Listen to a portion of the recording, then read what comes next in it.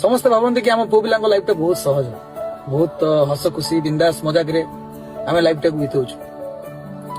କିନ୍ତୁ କେବେ ବି କେହି ବି ଆମର ସେଇ ମୁଭମେଣ୍ଟ କୁ ଦେଖନ୍ତିନି ଯୋଉ ମୁଭମେଣ୍ଟରେ ଆମେ ଲୁଚି ଲୁଚି କେତେ କାନ୍ଦିଛୁ।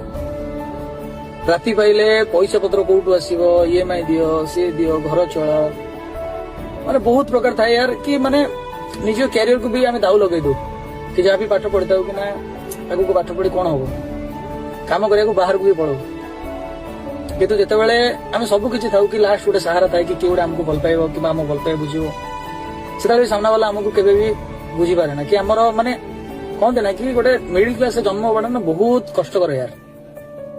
କି ସେତେବେଳେ ନା ମାନେ ଗୋଟେ ପୁଅ ଲାଇଫରେ କଣ ଚାଲିଛି, କେମିତି ଚାଲିଛି, କଣ କରୁଛି, କଣ ନାହିଁ, କେହି ସେଟା ବୁଝନ୍ତିନି। କେବଳ ଦେଖନ୍ତି କି ହଁ ଦାନ୍ତ ଦେଖି ବୁଲୁଛି, ଖାଉଛି ପିଉଛି, ମଜରେ ଅଛି।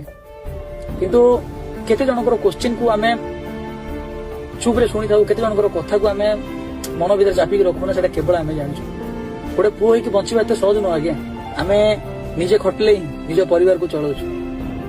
ତ ଏବେ ଆପଣ ମାନେ କୁହନ୍ତୁ, ଗୋଟେ ପୁଅ ହେଇକି ବଞ୍ଚିବା ଏତେ ସହଜ କି?